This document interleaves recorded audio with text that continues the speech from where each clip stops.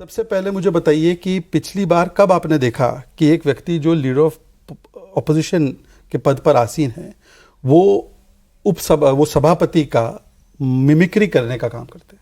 आप मुझे बता दीजिए। मैं बोल रहा हूँ, सर सुनिए।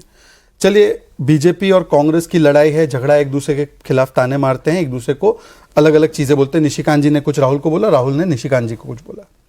पर चेयर के प्रति हम तो बहुत साल तक रहे ना ऑपोजिशन में।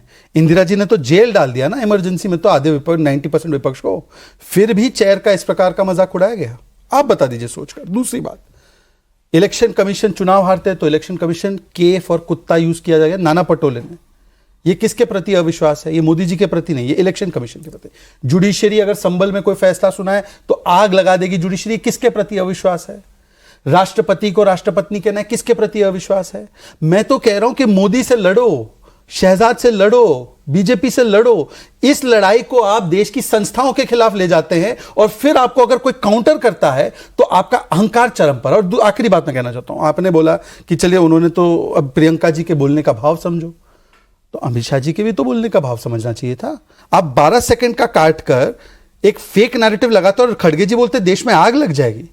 ये रिस्पॉन्सिबल बिहेवियर है। अच्छा, वो नैरेटिव फेक था या क्या था, उस पर भी हम लोग बात कर लेंगे। अच्छा, देश में तो आग नहीं लगाई, पार्लियामेंट में तो आग लगा दी। 12 सेकंड ने आपको इतना परेशान कर दिया कि आज आपको ये सारा ड्रामा रचना पड़ा। राहुल कतई नहीं, ऐसा कतई नहीं है सौरभ जी। उन 12 सेकंड के चक्कर में इन्होंने 12 साल अपने ऊपर जो है ना तोहमत ले ली है। हर रोज हम जाकर घर में बताएंगे कि आंबेडकर जी को किस परिस्थिति में कैबिनेट से छोड़ना पड़ा। हम हर रोज घर जाकर बताएंगे कि आंबेडकर जी के साथ क्या व्यवहार किया था नेहरू जी ने और किस प्रकार का मखौल उड़ाते हुए एडवीना माउंटबेटन को लेटर लिखा था कि देखो ये आंबेडकर को ड्रॉप आउट कर दिया हमने कैबिनेट से। हम हर रोज जाकर दिखाएंगे। प्रेशर में नहीं है, दबाव में नहीं, बिल्कुल प्रेशर में नहीं है। लोकसभा चुनाव में आपको ऐसे ही नुकसान हो गया था आरक्षण वाला मामला। ये महाराष्ट्र और हरियाणा में भी यही दुआ कर रहे थे। आ गया ना जवाब। हम सब एक है और हम सब सेफ भी हैं। अब ये एकता और सेफ्टी में कोई दरार नहीं डालने वाली। ये चाहे जितनी टी शर्टें पहन ले ब्लू रंग की। मानते जय भीम को? चलिए इनसे पूछे, इनके ही मंत्री थे महाराष्ट्र में नितिन राउत। उन्होंने पता है क्या बोला? विलास राव ने इसलिए उनको सेकंड कैबिनेट में नहीं लिया था क्योंकि जय भीम बोलते थे। ये जय भीम बोल रहे हैं ना। SC/ST आरक्षण जामिया एमयू में क्यों काटा? ये जय भीम बोल रहे हैं ना। मुस्लिम आरक्षण देने की बात, और वो भी ओबीसी कोटे में से, वेस्ट बंगाल से लेकर कर्नाटका तक, ये जय भीम बोल रहे हैं ना। तो इनसे एक बार बोल दीजिए कि क्यों उस समय की परिस्थितियां ऐसी निर्माण हुई जिससे कि आंबेडकर जी को छोड़ना पड़ा। और जब छोड़ना पड़ा, सुन लीजिए, जब छोड़ना पड़ा, पता है उनको उनकी स्पीच रखने नहीं दी। आपको पता है कि उनका क्रेमेशन दिल्ली में नहीं हुआ? पता है कहां हुआ क्रेमेशन आंबेडकर जी का? बताइए। दादर में। क्यों?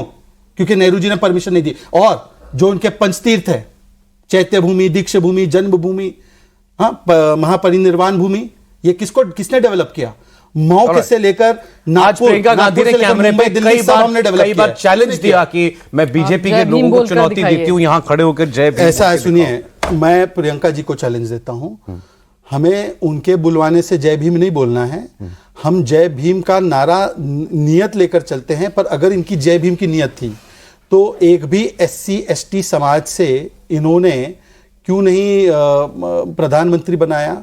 इनसे पूछे क्यों इन्होंने SC/ST OBC समाज से प्रधानमंत्री भी नहीं बनाया? ST समाज से तो पहली बार। आप कहेंगे मैं बोलता हूं जय भीम। हाँ? मुझे लगा था आप कहेंगे मैं बोलता हूं जय भीम। नहीं, जय भीम। देखिए, वही तो मैं कह रहा हूं ना कि ये बोला तो गरीबी हटाओ भी है। किया क्या गरीबी हटाओ? हमने तो जय भीम किया है। पर मैं आपसे पूछ रहा हूं कि जय भीम था अगर इनके मन में, तो 1956 में जब आंबेडकर जी चले गए तो 1990 तक नॉन कांग्रेस सरकार आने के बाद भारत रत्न देना पड़ा। नेहरू जी को 64 में 55 में मिला, इंदिरा जी को 1971 में मिला, राजीव जी को 91 में मिला। डिबेट रखा गया था संविधान पे, संविधान का डिबेट आया फिर अंबेडकर साहब पे, और वो डिबेट चला गया अंबेडकर साहब के अपमान पे, और वहां से आज हम यहाँ पहुंचे। क्योंकि देखिए मुद्दे तो कहा सौरभ, ये बहुत आसान चीज होती है। देखिए, राहुल गांधी को लोकसभा स्पीकर को कि हमें संविधान के 75 साल पर डिबेट रखनी चाहिए दोनों सौरभ। देखिए, इसमें आप इसमें देखिए, आप इसको राजनीतिक रूप से देखिए। हमारे मित्र शहजाद पुणेवाला एक राजनीतिक प्रतिनिधि है, वो अपनी एक पॉइंट ऑफ व्यू कर रहे हैं, तथ्यों की भी बात कर रहे हैं, लेकिन तथ्यों को वो एक तरफा या एक सिलसिले से प्रस्तुत करते हैं और ये उनका हक बनता है। देखिए, राजनीति में जब हम अतीत पे जाते हैं तो अतीत के अनगिनत पन्ने होते हैं। हम उसमें से कुछ पन्ने, कुछ लाइनें, कुछ शब्द चुन करके अगर हम पेश करेंगे तो हमें लगता है कि तस्वीर का दूसरा रुख है। कांग्रेस ने कुछ ही शब्द निकाला अमित शाह मैंने तो ये नहीं बोला कि कांग्रेस जो कर रही है सही कर रही है। मेरा ये, मैं आपसे पहले ही शुरुआत मैंने कहा था कि कांग्रेस और भाजपा में इस समय मतभेद नहीं है, मनभेद है। दोनों एक दूसरे के खून के प्यासे हैं। और ये बहुत ही, और ये लोकतंत्र, शिष्टाचार तो आप बहुत बड़ी बात कह रही है, शिष्टाचार बहुत बड़ी बात कर रही है। नहीं, पहले हम अमित देखते शाह जी थे के बारे में मैं कह सकता हूं कि उन्होंने वो क्या का जो उनका भाव था, उनका कोई भी उसकी वो अपमान की नियत नहीं थी।